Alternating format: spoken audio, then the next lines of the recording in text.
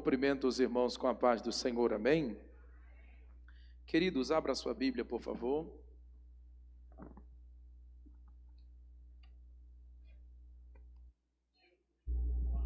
Livro do profeta Joel. Glória a Deus. Livro do profeta Joel, capítulo de número 2. Iremos ler a partir do versículo de número 12. Joel, capítulo de número 2, versículo 12 ao que se segue. Enquanto você procura, eu quero magnificar os céus pela oportunidade que Ele concede-nos de mais uma vez retornar a este santuário, a esta casa, desta feita na quarta do avivamento. Crendo e acreditando que Deus tem algo novo para a nossa vida, para a nossa casa e para todo o nosso ser. Louvar a Deus por todo o trabalho que esta igreja tem feito nesta cidade, neste setor. Eu entendo e compreendo que por onde a igreja estende as mãos, ora e atua, os céus se manifestam. E não tem sido diferente aqui. É bom ver um trabalho sendo desempenhado lá fora no templo. E algo me falou muito forte ao meu coração quando eu adentrei ali. Como é um culto de avivamento, o Senhor me fez observar a fachada da igreja e toda a estrutura que está montada lá fora. Ele disse para mim, quando eu ia adentrando ele disse: filho, olha quanta coisa é necessária mexer para ficar do jeito que tem que ficar. E isso acontece na nossa vida. Tem hora que Deus prepara cultos como esse para mexer em várias áreas da nossa vida, para tão somente deixar a gente do jeito que Ele quer deixar. Glória a Deus. Diga bem alto, diga: eu sairei daqui como Deus quer que eu saia, avivado pela sua palavra. Glória a Deus. Deus abençoe o meu amigo, pastor Marcelo Pantoja. Obrigado pelo privilégio e a confiabilidade, mais uma vez, nos entregar o microfone desta igreja. Que Deus continue abençoando os demais pastores, obreiros da casa do Senhor. Meu amigo Miltinho, que está aí fazendo esse fundo, Deus te usar. Amém. Vai usando as tuas mãos aí, vai deixando Deus usar as tuas mãos enquanto Ele usa a minha voz, tá bom?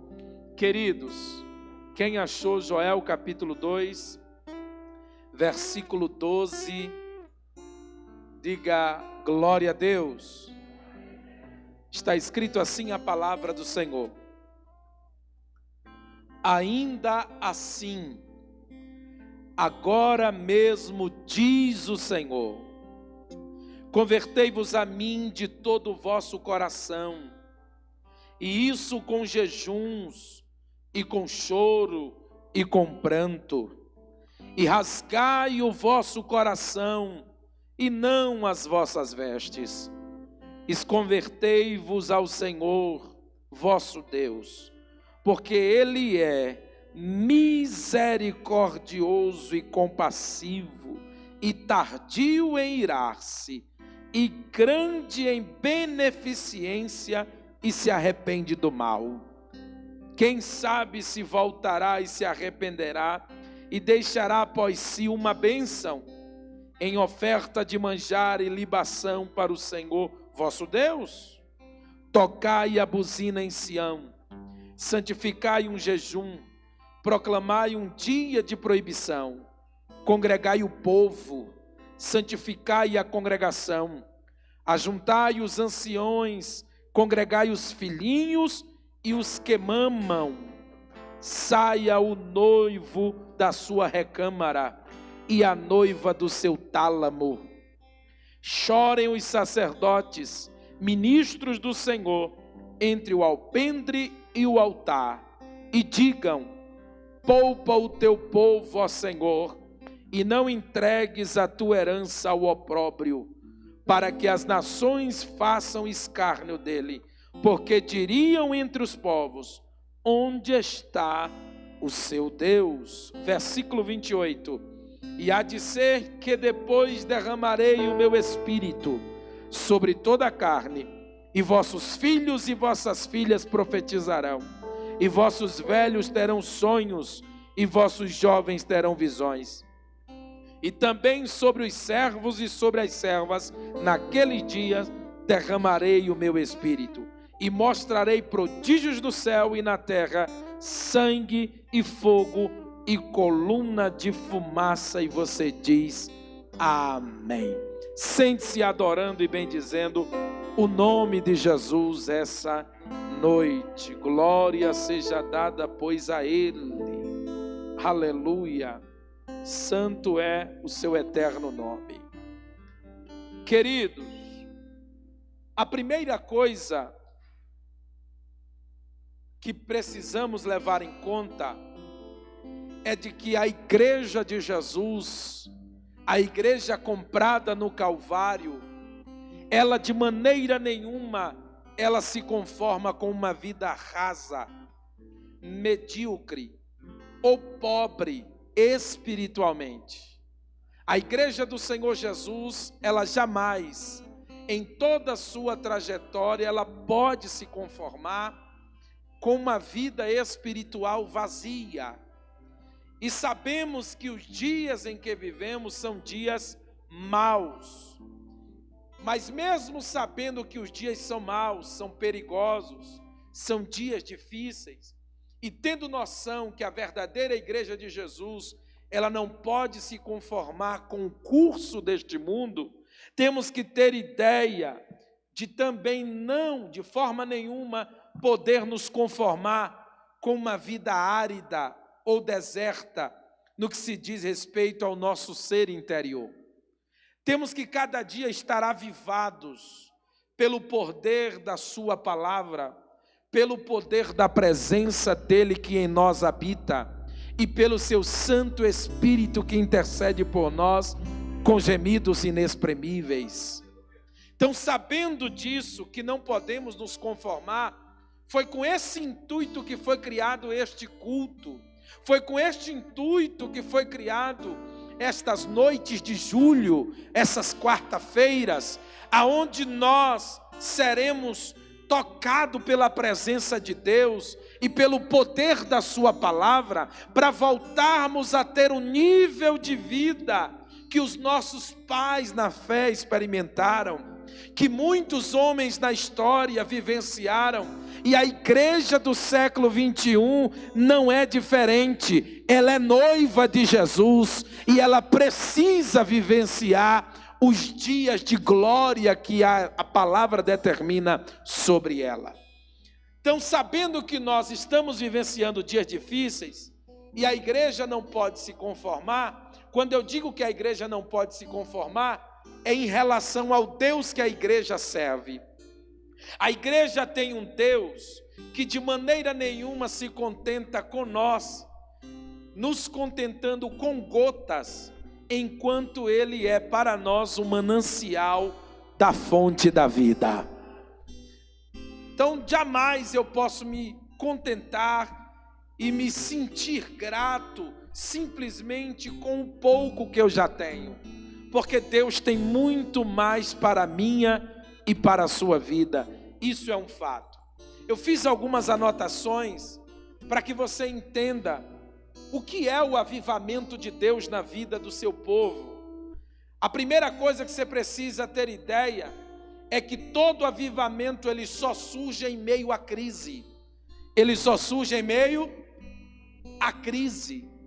Nos tempos da igreja do Senhor Jesus e do povo de Deus, Israel, o momento em que mais Israel vivenciou glórias, momentos de bênção e da presença de Deus, foi um momento de dificuldades, aonde Israel estava cercado por um sistema idólatra, por um sistema corrompido, aonde Israel já não havia mais como, de maneira nenhuma, tentar mudar a sua própria força a situação que vivia. Então Deus teve que intervir usando seus profetas e mostrando a Israel que havia ainda uma esperança. Se Israel voltasse a clamar, se Israel voltasse a buscar ao Senhor, Então aqui nós temos a primeira coisa como lição para a nossa vida. Não existe avivamento sem buscar a Deus. Não existe avivamento sem buscar ao Senhor. É por isso que a Bíblia diz: buscai primeiro o reino de Deus e a sua, e as demais coisas. A prioridade é o reino, a prioridade é Deus. O problema da nossa geração é que estamos trocando Deus pelas dádivas de Deus. E isto não pode acontecer. Deus sempre foi e é maior do que qualquer dádiva que Ele pode nos dar. E é por isso que estamos aqui, para buscá-lo, para adorá-lo e para enaltecê-lo, porque Ele é para sempre e sempre será todo-poderoso. Glória a Deus. Tendo base de que o avivamento acontece em tempos de crise, trazendo para os nossos dias, estamos vivenciando aí fora, nós encontramos uma grande crise espiritual, uma crise moral, uma crise social, uma crise política, aonde o mundo está rendido e subjugado ao pecado, a ponto do errado ser certo e o certo ser errado. Inversão de valores, princípios quebrados. E tudo isso não está acontecendo só na nossa geração, isto já aconteceu antigamente, nós estamos vivenciando isso também, e se não tomarmos o cuidado em buscar a Deus no nosso tempo, seus filhos, seus netos e as gerações posteriores também sofrerão a apatia de viver uma vida vazia, sem a presença de Deus. Mas estamos aqui esta noite para declarar que o sangue de Jesus tem poder, que Deus nos reuniu para nos garantir vitória, e de que esta noite buscaremos ao Senhor através da nossa adoração, e Ele ouvirá o nosso clamor e derramará sobre nós a chuva seródia, a chuva temporã, e nos dará a devida solução para aquilo que precisamos. Glória a Jesus. Então, não obstante disso, além das crises que eu mencionei, nós também temos uma crise que tem afetado o povo de Deus. É a famosa crise no cenário religioso. Diga comigo, o cenário religioso está em crise. Por quê, pastor? Nós vemos inúmeras igrejas, tantas e tantas igrejas, abarrotadas e cheias de pessoas, mas na maioria delas já abandonaram o pleno conhecimento da verdade. Na maioria delas já não tem a Bíblia como a verdade suficiente para toda a sua jornada de vida. A palavra de Deus para muitas igrejas já não é mais aquilo que podemos dizer o suficiente para nos dar vida em abundância. Então esse cenário está presente nos dias em que vivemos. O cenário religioso está misturado, está maculado de inovações, de doutrinas estranhas, de coisas diferentes, que não condiz com a palavra de Deus, e nós estamos vivenciando no meio de pessoas que carregam o nome de Jesus, e essas pessoas se reúnem com a gente e tentam provar a qualquer punho de que agora tudo é mais fácil, de que tudo é normal, e ao olhar para o livro de Joel, o texto que eu li com você, eu só aprendo um caminho e uma só solução: avivamento só vem quando praticamos o versículo 12. E olha o que é que diz o verso 12: ainda assim agora, diz o Senhor, convertei-vos a mim. O que a igreja do século 21, o que o cristão que congrega em um determinado templo precisa ter como ideia é de que não precisamos de nenhum outro subterfúgio além de nos converter a Deus. Porque Deus é suficientemente maior na nossa vida. Avivamento sem Deus não existe. É por isso que o Abacuque, o profeta, disse assim: aviva, ó Senhor, a tua palavra Abacuque no original significa aquele que abraça. Ou em outras palavras, Abacuque está dizendo: se eu pudesse no meu tempo, na minha época, eu faria de tudo para avivar minha geração. Mas avivamento, Senhor, não é o homem que produz. Avivamento não é por mérito humano. Avivamento não vem por táticas, nem tampouco por organizações humanas, não. Avivamento só vem quando estamos convertidos diante de Deus. Aleluia, glória. Pastor, e como é que a gente se converte a Deus? Eu já aceitei a Jesus, é verdade, mas o fato de ser crente não me garante que eu esteja perto dele, porque as minhas práticas revelam quem eu sou. E tem muita gente que aceitou Jesus, mas pratica muita coisa fora da palavra. Então esta noite Deus nos reuniu aqui para nos mostrar quem Deus é, o que Deus espera de nós e o que Ele quer fazer através da nossa vida. Pastor, isso é sério mesmo. Olha o versículo 12: convertei-vos a mim de todo o vosso. Então o que a Bíblia está deixando claro é que há a possibilidade de nos converter ao Senhor, mas não ser de todo o coração. Eu posso me converter ao Senhor, mas ao mesmo tempo eu me converto só pelo emocionalismo, de forma parcial. Eu me entrego um pouquinho para Deus aqui porque foi o tempo que sobrou. Olha o que o pastor Marcelo Pantoja disse no início, que assim que eu adentrei, que ele abriu a boca e disse: eu já tenho um compromisso e eu não posso furar. Colocou Deus como prioridade, e é por esse tipo de atitude que Deus se apaixona, porque Deus vê que o compromisso humano não é com as coisas da terra, mas sim com as coisas do reino. E quando nos compromissamos com o reino se compromete em dar tudo de volta para nós. Resultado disso foi o testemunho que ele contou, de que Deus foi favorável às várias igrejas que nós temos no Distrito Federal. Por quê? Porque Deus sonda as intenções com que as coisas são feitas. E na maioria das vezes estamos aqui, nesse culto de avivamento, como o pastor mencionou, e é uma realidade. Há quem pense que avivamento é pular, sapatear, rodar, falar em línguas estranhas, fazer aviãozinho, a unção do celular, ó, e sair por aí. Mas não é não, irmão. Avivamento é mudança de comportamento. Avivamento é mudança de caráter. Avivamento é você ser sincero, verdadeiro. Avivamento é você estar com Deus e não abrir mão dele por nada. Então os tempos em que o profeta Joel está profetizando é tempo de crise. É tempo onde as lavouras estão sendo infectadas por pragas. É onde o sistema religioso da época de Joel estava corrompido. Sacerdotes, o povo, através de idolatrias. E todo esse povo está desse jeito. Então Deus, pela boca do profeta, dá uma luz de como as coisas podem mudar. Como é que pode mudar? Versículo 12: se o meu povo se converter a mim de todo o vosso coração. E isso como?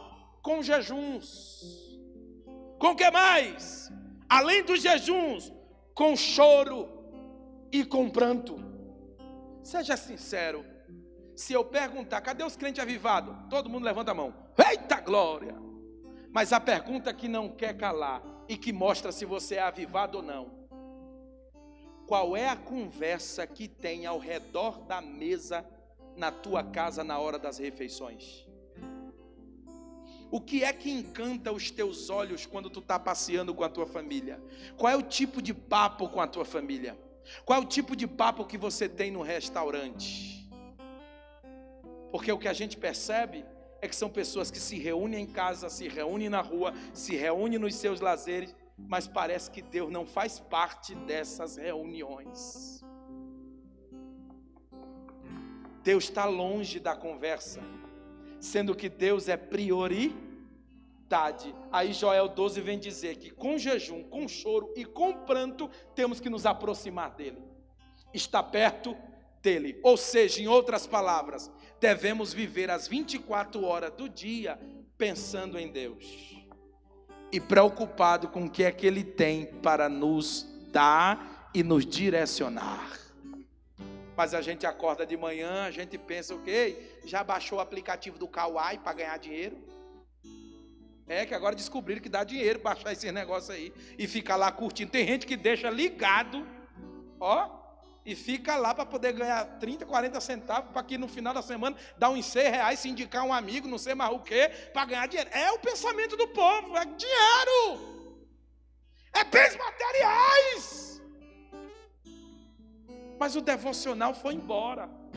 Mas viemos ao culto de avivamento e queremos ser cheio. O pregador que se vire, o pastor que crie técnicas, maneira e forma para poder mexer comigo para eu chorar, porque nem te batendo tu chora mais,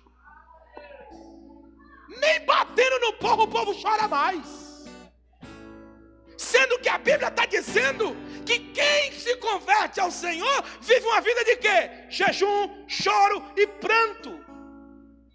Quebrantamento faz parte do avivamento. Deixa eu te dizer outro dado de Abacuque. Quando Abacuque disse assim, ouvi a tua palavra e temi. Ouvi a tua palavra e temi. O que tu pensa? Porque todo mundo diz assim, Deus, Abacuque questiona Deus no capítulo 1. E quando é no capítulo 2, Deus responde, não é isso? Só que está errado. Deus não responde a Abacuque no capítulo 2. Quer ver? Joga aqui, capítulo 1 de Abacuque. Joga aqui Abacuque capítulo 1. Deus não responde a Abacuque no 2. Mas todo mundo ensina e prega dizendo que Deus respondeu a Abacuque no capítulo 2. Aí é uma outra resposta. Mas a primeira vez que Deus responde a Abacuque é no capítulo 1. Olha Abacuque. Até quando, Senhor, clamarei, eu e tu não me escutarás. Gritarei violência e não me salvarás. Próximo. Por que razão me mostras iniquidade e me faz ver a opressão, para que a destruição e a violência estejam diante de mim, havendo tanto que suscite a contenda e o litígio? Quarto, por esta causa a lei se afrouxa e o juízo nunca se manifesta, porque o ímpio cerca o justo e o juízo se manifesta torcido. Segura aí, já tu bota o 5, segura. Até aqui quem é que está falando? Abacuque. E o que é que ele está dizendo? Que no tempo dele é o que é que ele viu? Ele viu litígio acontecer, ele viu o justo ser condenado e o injusto ser absolvido. Aí eu te pergunto, isso acontece no nosso dia? Quem está preso é o inocente e o inocente está sendo condenado. Ou na verdade quem está preso é o inocente e o injusto está vivendo livre. Se parece com os nossos dias? Aí ele diz assim, e a lei se afrouxa. Ou seja, a lei já não vale mais para todo mundo. Então você percebe que Abacuque está vivendo dias parecidos com o nosso. Dias difíceis, dias de crise, dias de corrupção. E Abacuque está preocupado. Aí enquanto ele vai dizendo, ai Senhor, eu estou clamando e o Senhor não faz nada, me responde, me diga alguma coisa, o que é que eu faço? Aí Deus vai se revelar a Abacuque, no versículo de número 5, bota o 5, aqui não é mais Abacuque falando, é o próprio Deus, vede entre os gentios e olhai, e maravilhai-vos, e admirai-vos, porque realizarei. Quem é que realiza? Quem é que realiza? E realizarei em vossos dias uma obra que vós não crereis quando for contada. Sabe o que é que Deus está dizendo no capítulo 1, verso 5 para Abacuque? O que eu vou fazer quando a fofoca espalhar, ninguém não vai nem crer. O que eu vou fazer é tão grande, tão poderoso, que quando alguém contar para alguém, ninguém vai acreditar que eu fiz isso. Aí você se pergunta, meu Deus, o que é que Deus ia fazer? Verso 6. Verso 6. Porque eis que suscita os caldeus nação amarga e impetuosa, que marcha sobre a largura da terra, para apoderar-se de moradas que não são. Sabe o que é que Deus está dizendo? Eu vou pegar o inimigo e colocar na casa de meu povo. Porque meu povo só aprende a me servir direito apanhando, sofrendo, passando luta, passando prova. Porque aí eles valorizam o que eu sou para eles. Olha aí, ó. Não é eu que estou dizendo não, é a palavra. Porque eis que suscita os caldeus, nação amarga e impetuosa, que marcha sobre a largura da terra para apoderar-se de moradas. Suponha que você chegue na sua casa agora, e quando você botar a chave, está trocada a fechadura. Quando você olhar, tem 2 estranhos lá dentro, dizendo, não, a casa é minha, está aqui a escritura, está tudo no meu nome, vá-se embora. Como é que tu ia se sentir? Destruído, não é? Porque Deus está dizendo que vai fazer isso com Israel, com o povo dele. Vai botar o inimigo dentro da casa deles, para eles aprenderem a valorizar que eles têm um Deus e que eles precisam se converter a Ele. Glória a Deus. Agora, vá lá para o capítulo 3, versículo 1. Oração do profeta Abacuque sobre Sigionot, ou seja, em forma de oração. Ouvi, Senhor, a tua palavra e temi. Ouvi, Senhor, a tua... Que palavra? Não é do capítulo 2, ele está falando do versículo 5 e 6, que Deus falou no capítulo 1. Aí ele continua, aviva, ó Senhor, a tua... Por que ele está usando a palavra obra? Porque foi a mesma palavra que Deus usou no versículo 5. E no verso 6, eu vou realizar uma obra. Então o que Abacuque está dizendo para Deus em oração é assim: Senhor, faz igual tu falou para mim. Realiza a obra que tu quer realizar, porque agora eu entendi. Eu estava aqui todo afoito te questionando, mas eu entendi que a culpa de tudo isso é do teu povo. Então trata com teu povo, mexe com teu povo, alinha o teu povo, posiciona o teu povo e trata com o teu povo, porque tu és Deus. Aí ele diz, aviva a tua obra. Avivar significa trazer vida ou vivacidade. O que Abacuque está dizendo é, faz aquilo que o Senhor disse que ia fazer. Faz aquilo que o Senhor disse que ia fazer. Então é isso que temos que ter noção.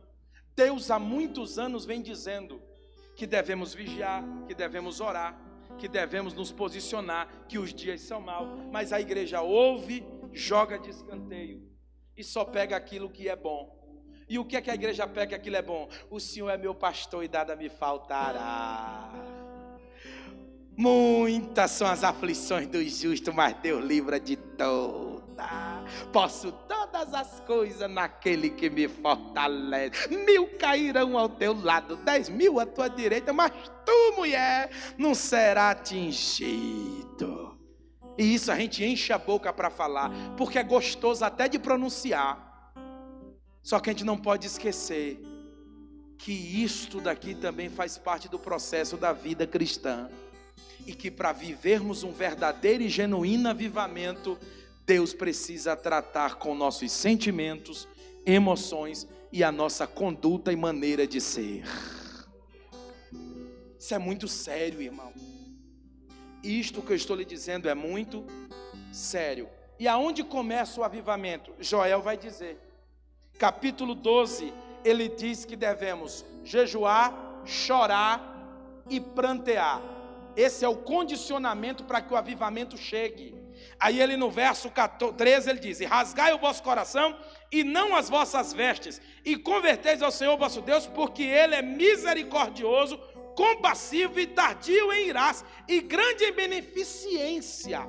Ou seja, quando nos posicionamos a nos converter e fazemos tudo de coração, aí o que é que Deus vai lançar sobre nós? A sua infinita misericórdia. Só estamos aqui essa noite porque de alguma maneira Ele ainda está deixando a misericórdia sobre nós. Coloca bem aí, varão, Salmo 7, verso 11, para você entender por que só estamos aqui por causa da misericórdia. Só estamos aqui por causa da misericórdia dele. Olha aí, Salmo 7, verso 11, ó. Deus julga o justo e se ira com o ímpio todos os dias. Deus julga o justo e se ira com o ímpio todos os dias. Deus olha para a terra e tem raiva dos ímpios, dá vontade de matar, jogar uma bola de fogo do céu e matar todo mundo. E com o justo, todo dia o justo está no tribunal. Deus está todo dia como juiz dizendo: por que tu fez isso? Por que tu fez isso que tu sabe que não pode fazer? Só que aí o que é que vem sobre nós? O benefício da graça, a misericórdia. E quem é a misericórdia da igreja? Quem é a misericórdia da igreja? Jesus disse em João 15, verso 5, qual é a misericórdia da igreja? Sem mim. É por isso que nós estamos aqui essa noite. Porque Deus olha para a terra, vê nossas fraquezas, vê nossas falhas, sabe que do jeito que está não pode ficar. Deus se ira com nossas atitudes, mas ao mesmo tempo a misericórdia dele, que é Cristo Jesus, nos faz ter esperança de que podemos mudar, de que podemos nos tornar diferentes. Como eu dou palestra para casais há algum tempo, deixa eu dizer uma coisa para você. Tu sabia que tem muitos problemas dentro das famílias que poderiam ser resolvidos com uma conversa? Mas o pecado que está entrelaçado, tanto entre o homem e a mulher, dentro de um casamento, faz com que esse casal viva em pé de guerra a vida toda. Vou lhe dar um exemplo. Se o homem trai a esposa, o homem trai a esposa. Então ele cometeu um erro, ele cometeu um adultério, biblicamente, sim ou não? A Bíblia quer que ele se mantenha nesse pecado? Não, a Bíblia quer que ele se arrependa, que ele volte atrás, peça perdão, e Deus é misericordioso para o perdoar. Só que aí mora um problema. Esse homem que pecou, a Bíblia diz que ambos são uma só carne. Todo pecado que um casal comete, seja o homem ou a mulher, gera prejuízo para o outro, porque ambos estão ligados por uma só carne. Então, quando o camarada comete adultério, de alguma forma ele está prejudicando a sua esposa.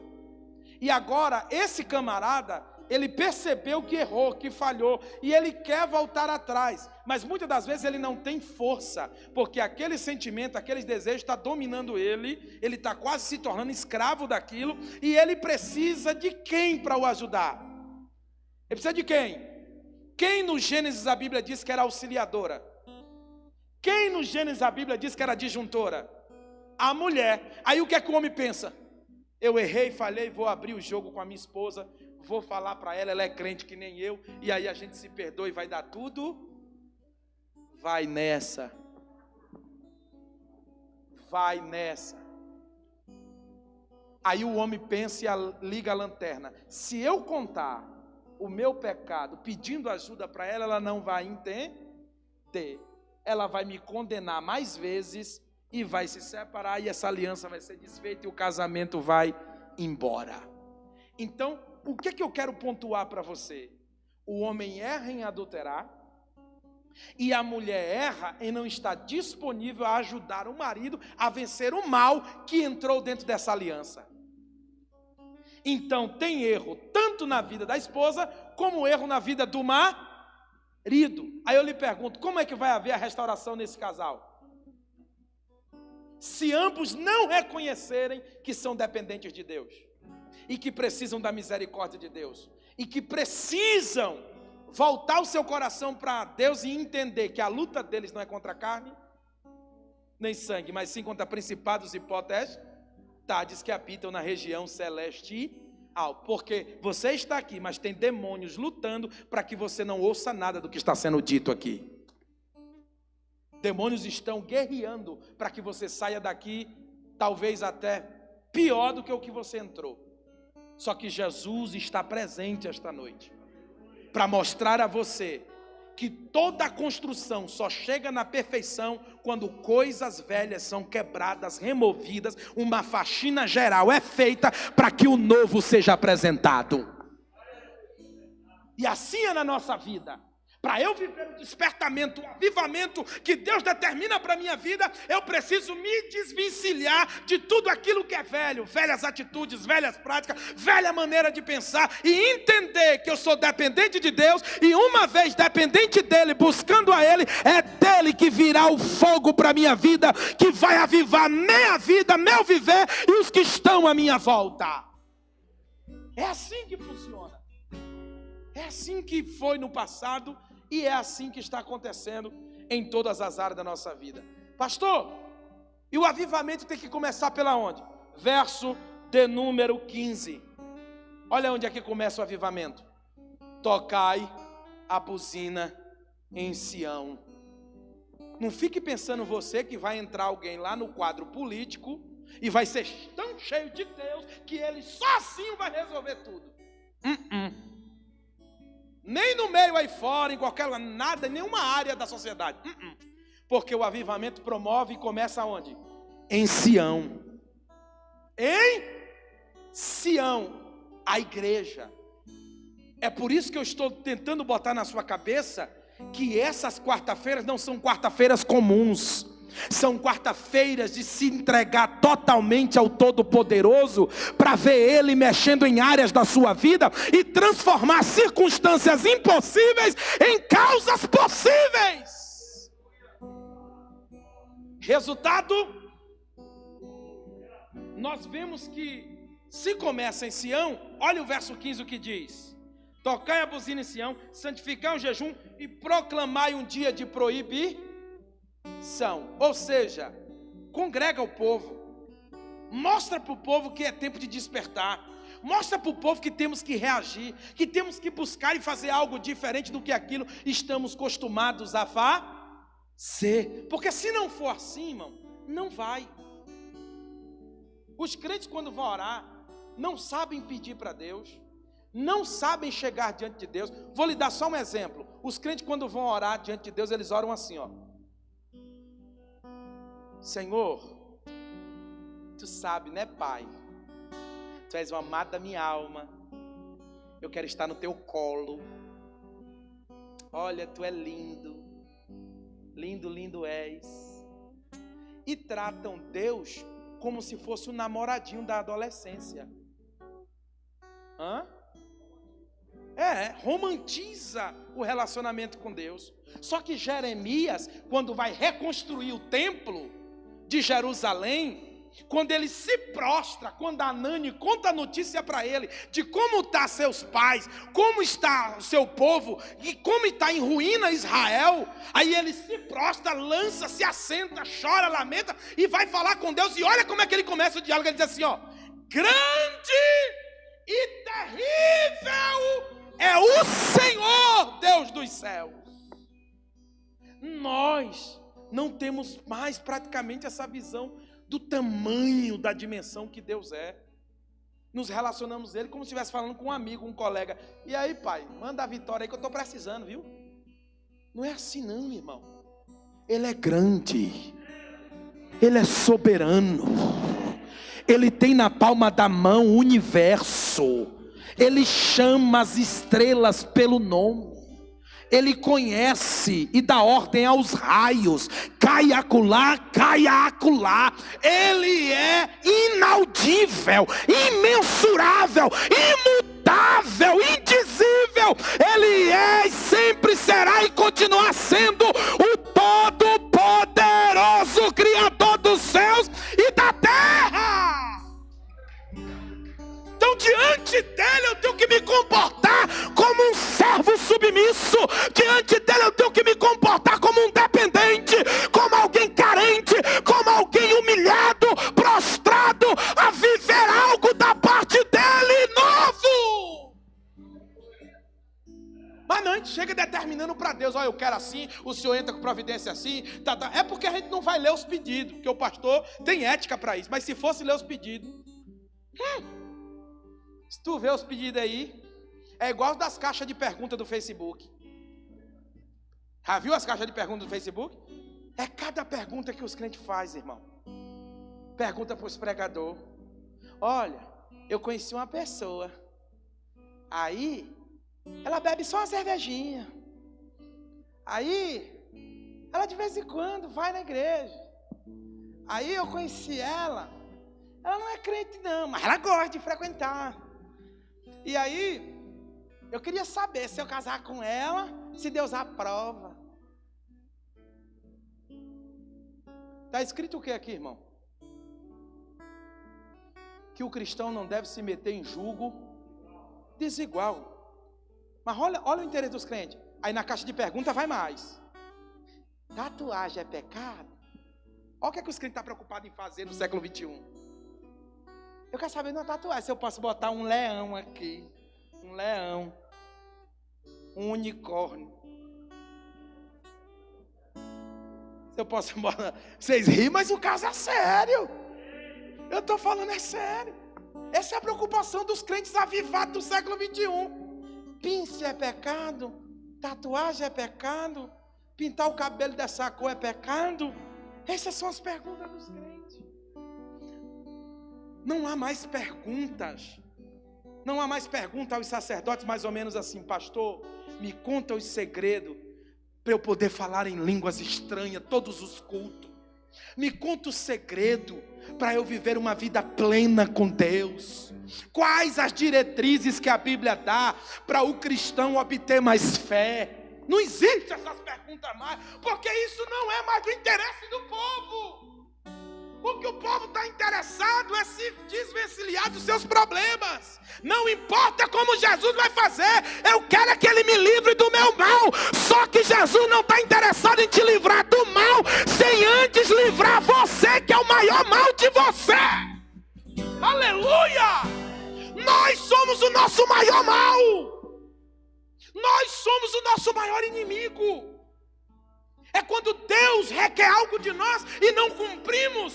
E vivemos a vida toda tentando enganar aos líderes, enganar a Deus, enganar aos familiares, vivendo uma falsa aparência, dizendo que está bem quando está tudo ruim. A vontade é de chorar, a vontade é de jogar, chutar o balde e ir embora, abandonar tudo, porque não gostamos mais de estar perto de pessoas, não gostamos mais, temos sentimento de ódio, temos sentimento de raiva, mas a gente não bota nada disso para fora, e isso vai habitando dentro de nós, vai criando um câncer, vai se proliferando. Só que Deus preparou esta noite para dizer para você: tudo é possível ao que crê, ainda há cura. Deus ainda pode curar você. Deus ainda pode mudar a circunstância da sua vida. Basta você se decidir. Basta você bater o pé e dizer: eu quero ser um crente da Ataque de Águas Claras, diferente do que muitos outros por aí. Basta você se posicionar. Não é as chuvas de Deus que estão retidas. Ou para melhor dizer, os céus, na maioria de muitas pessoas, estão retidos, sim ou não? Só que ninguém para observar. Por que as chuvas não estão descendo sobre a minha vida? É porque há uma barreira. E essa barreira ninguém quer tocar mais nesse assunto. Mas é impossível falar de avivamento sem tirar essa barreira. E qual é a barreira? Pecado, irmão. O pecado faz separação entre Deus e o... Tu não lembra de Jesus na cruz não? Quando ele diz: Eli, Eli, lama sabactani, Deus meu, por que me desampar? Não é que Deus abandonou seu filho, não. Mas é porque o pecado da humanidade estava sobre Jesus. E como Deus não compactua com o pecado, ele teve que virar as costas. Porque se ele olha para o pecado que está lá, ele destruía tudo, cancelava todo o plano. Então ele preferiu virar as costas, porque ele não se aproxima, ele não tem amizade com o pecado, diferente dos crentes que ficam alisando. Oh vontade. Ah, se eu pudesse, meu dinheiro desce. É os crentes de hoje. Avivar é tornar a viver. E só passa a viver quem está morrendo. Só passa a viver quem já está à míngua, quem já está debilitado ou prostrado. Abacuque grita em alto e bom som: aviva, ó Senhor, a tua obra no meio dos anos. E no meio dos anos a noite fica. Na ira, lembra-te da mim. Por que ele diz na ira? Porque ele sabe que Deus se ira com a sua igreja e com o seu povo. mas ele está querendo demonstrar que a maior prova do avivamento na igreja é que quando Deus está irado, Ele faz brotar a sua misericórdia sobre nós. Tem gente aqui que não merecia receber algumas coisas, mas recebeu. Não é porque você é bonitinho, não é porque só pagou preço, não é porque orou muito, alguém orou por você, não. É porque a graça, ela tem esse privilégio. Ela vai dando, para mostrar para você que mesmo sem mérito, sem nada, o amor dele é tanto que uma hora a sua ficha cai. Você vai dizer, rapaz, eu não fiz nada, não merecia nada e tenho isso tudo, então só tem uma razão. Quem me deu tudo isso foi Deus. E aí você vai atrás dele. Está na hora de esquecermos as coisas e ir atrás do Deus das coisas. É para isso que estamos aqui esta noite. Aí no verso 28, caminhando para o fim, no verso 28 ele diz, e há de ser que nos últimos dias derramarei do meu espírito sobre toda, bata aí no braço aí, tem carne aí, irmão? Tem carne aí? Então a promessa é que sobre essa carne o Espírito tem que se manifestar. E derramarei do meu Espírito sobre toda carne. Vossos filhos e vossas filhas profetizarão. Oh, que saudade, irmão, de um culto como esse, estarmos conversando e de repente levantar alguém e dizer, assim diz o Senhor. E a gente sentir o impacto da voz de Deus nos nossos corações. Porque estamos vivendo época que quando alguém diz, eis que te digo, a gente, mais uma profetada. A gente não acredita em quase mais nada, irmão. Porque tudo está ficando banalizado. Mas eu quero mostrar a você que a palavra de Deus, ela está se cumprindo. E que esta noite temos que ter plena certeza e convicção de que se Deus nos reuniu aqui, é porque Ele quer começar através de nós uma mudança. É através de nós que Ele quer começar uma mudança, uma transformação na nossa vida. E há de ser que nos últimos dias derramarei do meu Espírito sobre toda a carne. Aí você pode me dizer, pastor, mas isso já se cumpriu em Atos dos Apóstolos, capítulo de número 2, no dia de Pentecostes. É verdade, eu concordo com você. Só que você não pode esquecer do versículo 39. E o que é que diz Atos 2:39? Pedro toma a palavra mediante o mover espiritual que estava tomando o povo. E Pedro diz assim, varões, tudo isto que está acontecendo aqui já foi predito pelo profeta Joel. E eu vou dizer uma coisa, não é só para esse povo aqui não, viu? É para esse povo, para quantos vierem e para quantos Deus quiser chamar. Aleluia! A ADAC de Águas Claras faz parte deste povo. Nós estamos aqui porque Deus nos chamou e esta promessa é para nós. É recebermos vida, é termos esperança, é entender que do jeito que está não pode ficar. Eu preciso voltar a me aproximar de Deus para que eu possa ver Deus usando a minha vida para transformar a minha casa, a minha família, minha igreja, meu ministério, meu local de trabalho. Fica de pé em nome de Jesus.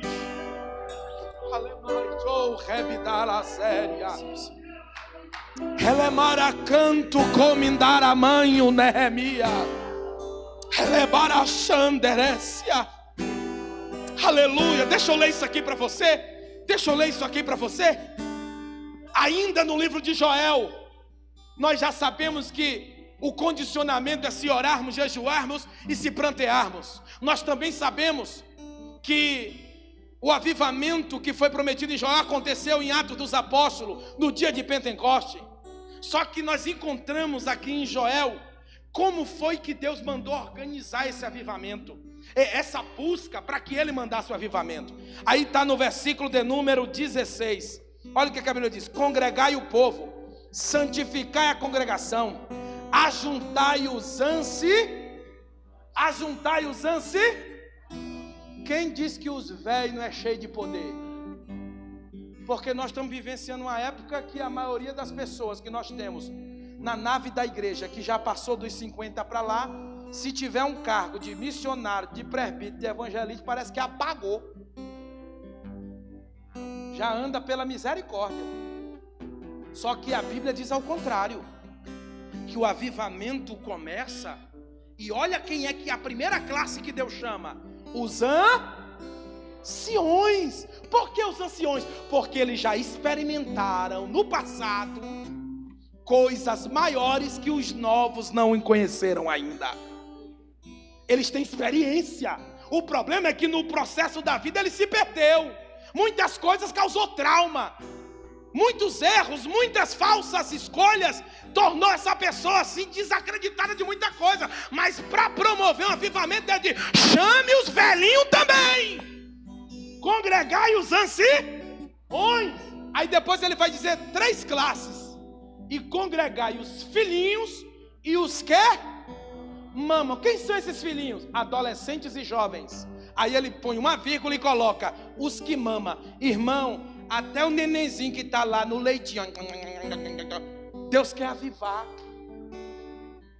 Até o bebê Deus quer avivar.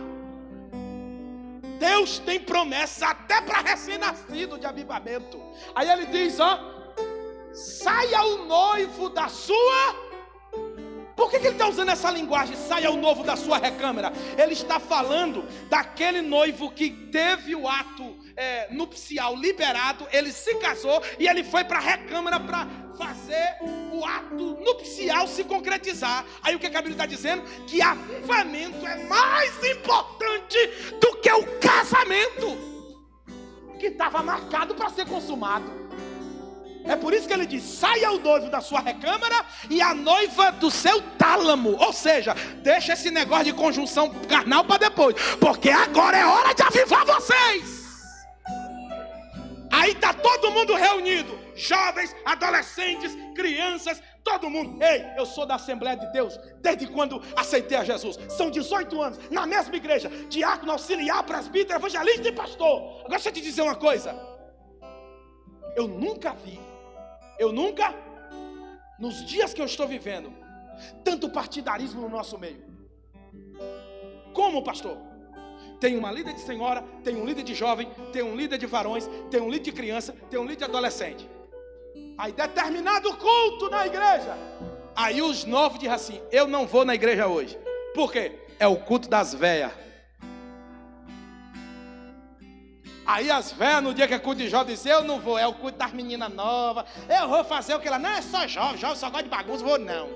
Aí as mais velhas não vêm no culto da juventude, a juventude não vai no culto das mais velhas. E pior é os pais, que quando chega o dia do culto das crianças, eles empurram: vai menino, vai para a igreja. E vem todas as crianças e os pais não aparecem no culto. Aí eu pergunto: como é que esses pais estão criando os filhos para Deus, se eles não se apresentam incentivando seus filhos na casa do Senhor? Joga na mão da tia e deixa a tia se virar. E aqui a promessa para o avivamento, que ele aconteça, é uma união de todos. É uma união de todos. Eu quero liberar uma palavra profética sobre esta quarta-feira. Eu não sei se você está entendendo, mas eu quero ser o primeiro a profetizar. Haverá quarta-feiras aqui que haverá falta de lugar para sentar. Sabe por quê? Porque Deus vai avivar a Dark de Águas Claras. Deus vai trazer uma comoção no meio dos crentes da igreja, e eles vão se apaixonar pelo fogo de Deus, pela graça de Deus, pelo Espírito de Deus. Coloque a mão no seu coração. Agora, não, faça diferente. Sai do teu lugar, vem para o altar. É no altar. A Bíblia diz que chorem no pé do altar, chorem no alpendre. Venha para o altar. Nós vamos clamar, nós vamos adorar. Deus vai falar conosco.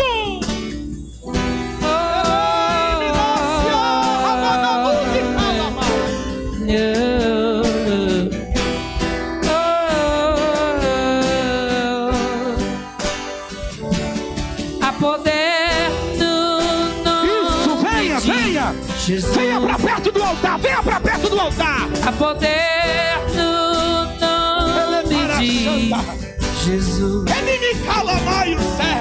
Há poder no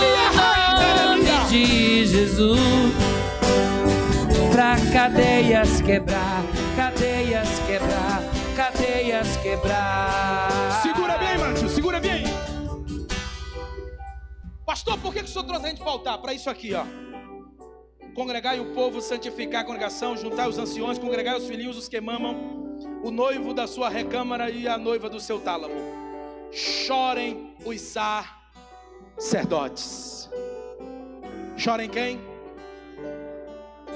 Nós precisamos profetizar, nós, a igreja de Jesus, precisamos profetizar que os nossos líderes mundiais voltem a chorar no altar.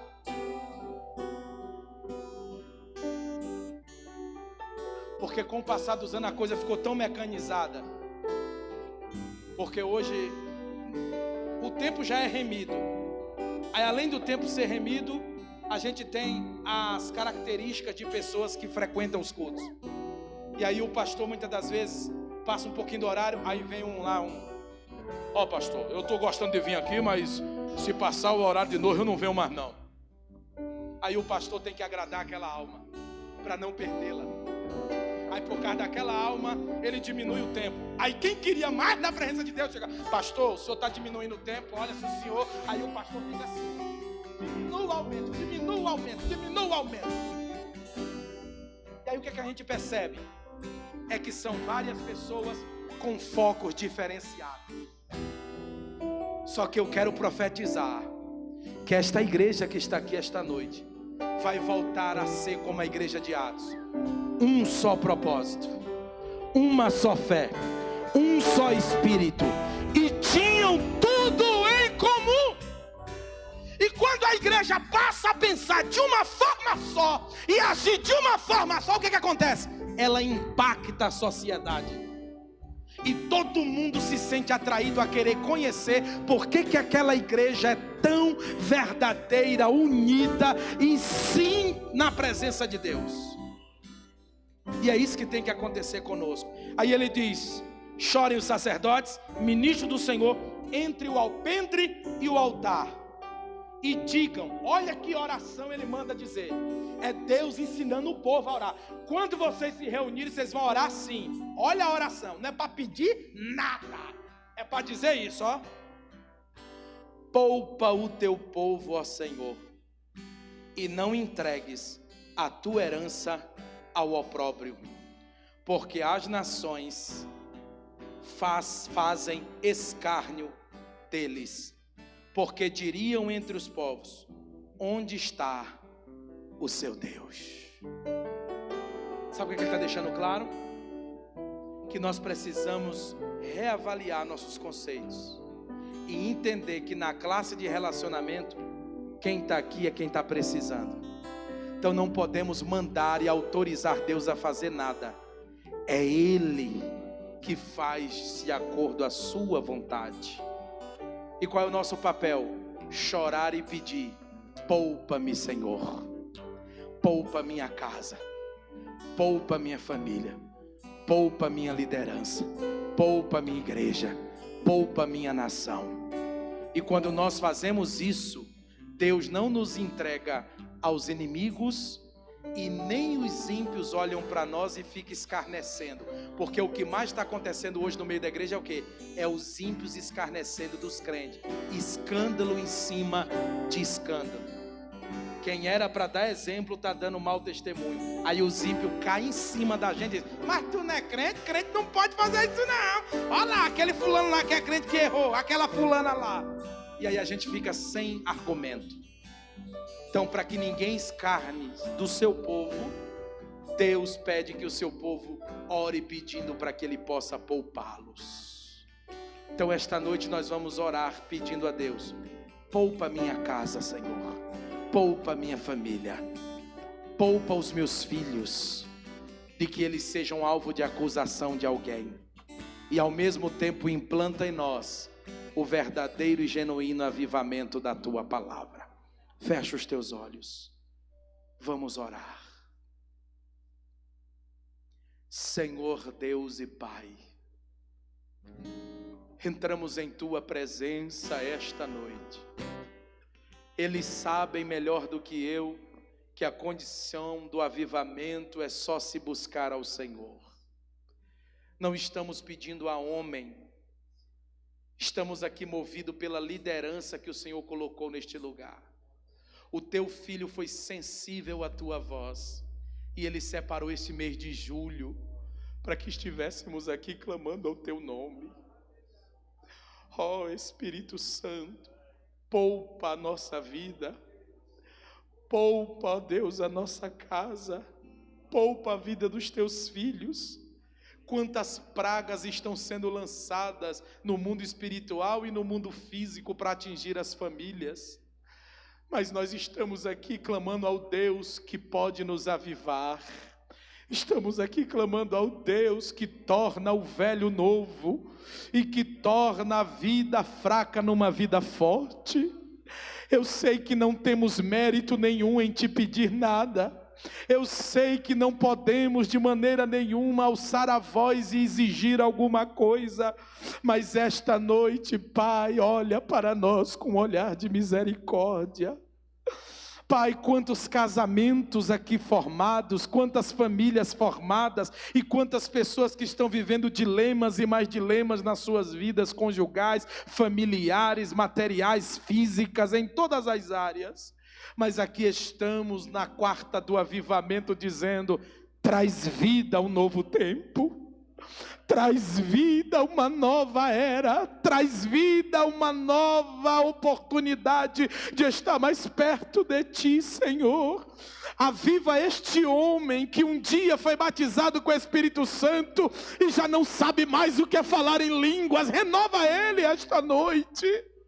Renova ela esta noite, esta mulher que chorava, que clamava pela vida do seu esposo, pela sua família, mas com o passar dos anos foi se esfriando o amor e já não tem mais coragem, nem até pouco força para adentrar na tua presença, já sente um vazio. Mas eu quero profetizar, Espírito Santo, que tu estás aqui, como diz a tua palavra, e o que não sabemos falar agora diante do altar, eu te peço, fala por nós, a Deus, Espírito Santo. Estamos aqui gemendo e clamando a ti, Senhor. Renova os nossos dias como dantes. Traz de volta a alegria da certeza da salvação. Traz de volta a felicidade para dentro dos lares.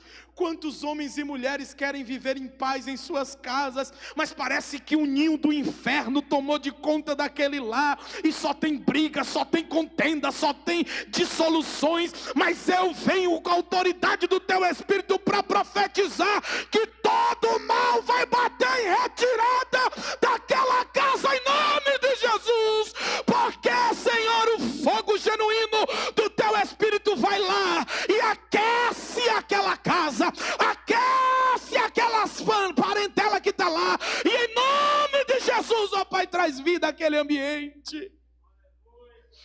Converte-nos a ti, Senhor, e nos converteremos.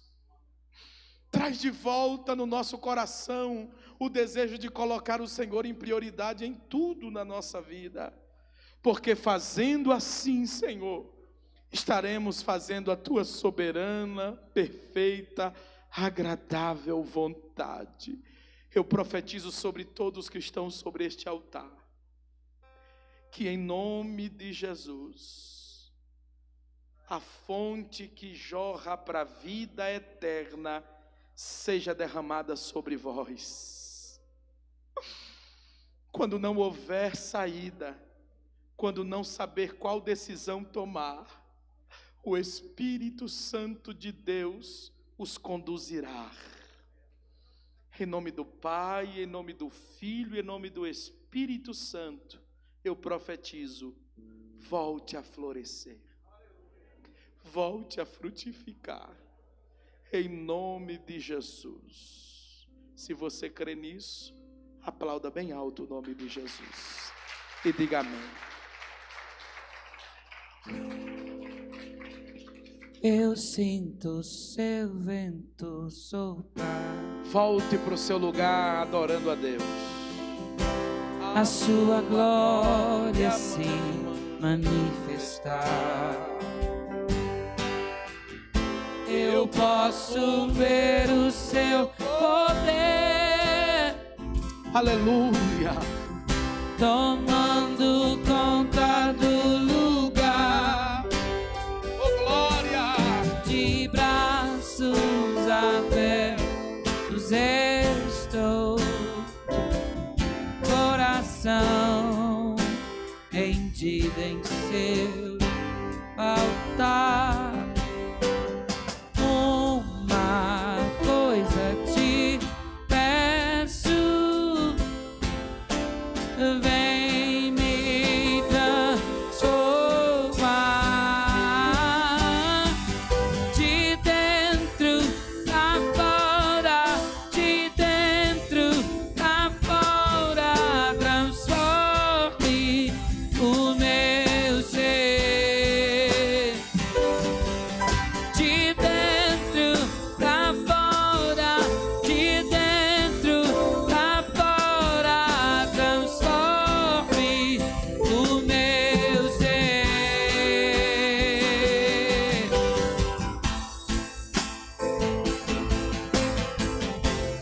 Quantos creem que Deus tem avivamento para sua casa? Quantos creem que Deus tem avivamento para sua família? Quantos creem que Deus tem avivamento para esta geração? Quantos creem que Deus pode fazer algo novo através de você?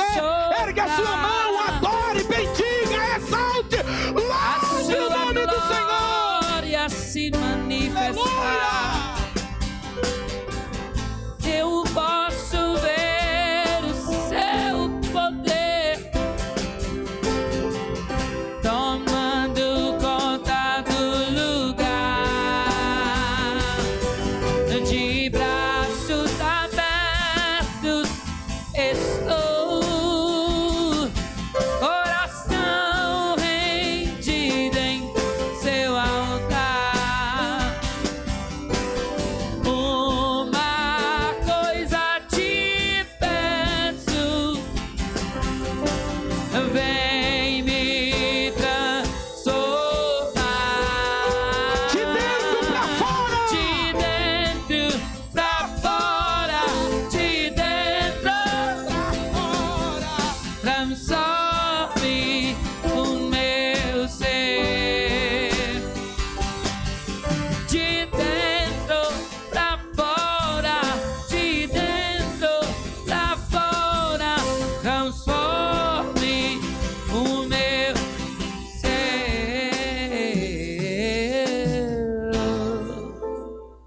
Quem está me ouvindo, diga amém. Deixa eu lhe dar uma pequena experiência rápido. Pastor Marcelo, eu fui pregar numa cidade aqui para o Goiás. E chegando lá, eu com a minha esposa, com meu filho, ministrei a palavra. Quem me agendou foi um diácono da igreja. Eu não conhecia o pastor. E cada obreiro estava responsável numa quinta-feira de levar um pregador que se responsabilizasse pelo pregador. E ali eu fui convidado por esse diácono, gente muito simples, ele disse: pastor, venha, nos ajude. Eu digo: tá bom, varão, eu vou.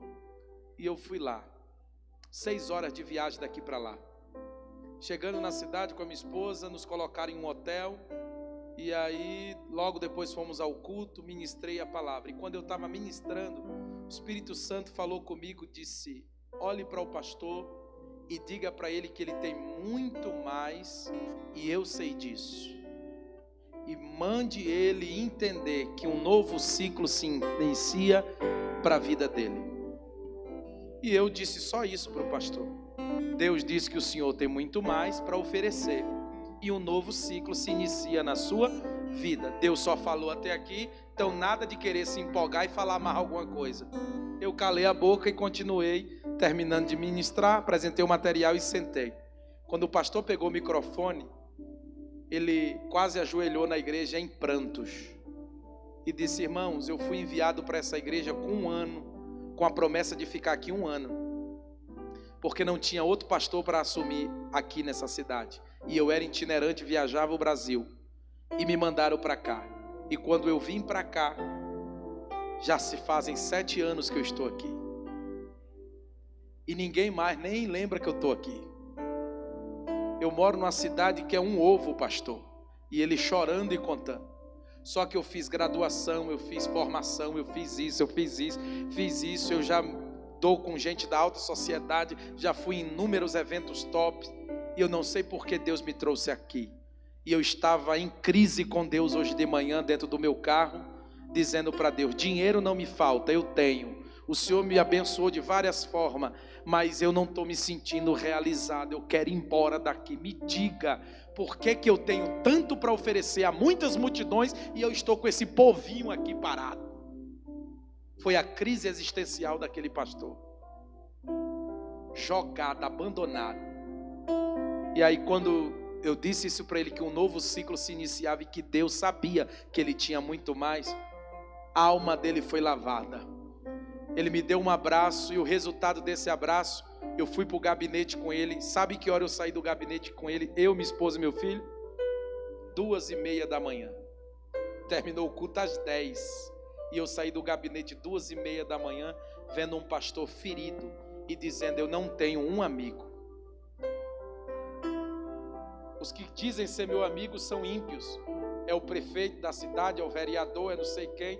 Os irmãos da igreja é tudo irmão de roça, tudo simples, só vive nas chácaras, quase eu não vejo eles. E só vou lá quando visito, mas também são aqueles homens muito brutos, quase não conversa direito, eu sou novo. E resultado, tem hora que eu quero para um cinema, eu não tenho um cinema na cidade. Eu quero ir no McDonald's, não tem um McDonald's na cidade. Eu quero sair com a minha família, não tem. Eu tenho que ir para uma cidade de 3 horas de distância para poder encontrar um lazer com a minha família. Pastor, Deus lhe trouxe aqui, não foi para pregar para a igreja, não. Foi para ouvir o meu desabafo, porque eu quero ter o Senhor como meu amigo. E eu fiz uma amizade ali. O que é que eu tirei como lição disso? Nunca se esqueça, tem lugares que Deus coloca a planta dos seus pés, e você será a ferramenta de avivamento naquele local. Tem muitas pessoas feridas precisando de você. Deixe-se e permita ser usado por Deus. Amém? Seja no seu trabalho, em qualquer área da sua vida. Porque uma coisa é certa, tem fogo aí que precisa ser espalhado por outras vidas. Que Deus possa, de uma forma graciosa, te abençoar e te recompensar. Lá fora tem os nossos materiais. Eu tenho 2 novidades para você. São 2 livros voltados a casais. Quantos livros? Esse e o outro são excelentes. Qual é o tema, pastor? Alianças de ouro em dedos de barro. Alianças de ouro em dedos de barro. Aliança fala do que é divino. Barro fala daquilo que é simples. Então ele vai abordar uma visão de Deus acerca do propósito do casamento, das coisas divinas para o casal, mediante a fragilidade de cada cônjuge. É algo extraordinário esse livro. Você vai conhecer que casamento não é como muita gente pensa aí fora, que é igual trocar de roupa. Eu não gostei, vou separar e vou separar de novo. Não, o negócio é sério. Então, aliança de ouro em dedos de barro. E o segundo é do Dr. Miguel Uchoa, As 4 Faces do Amor. Então, as 4 faces do amor e a aliança de ouro em dedo de barro vai ajudar no seu relacionamento e no seu casamento. Quanto é que custa, pastor? Cada um custa apenas R$20 para você adquirir.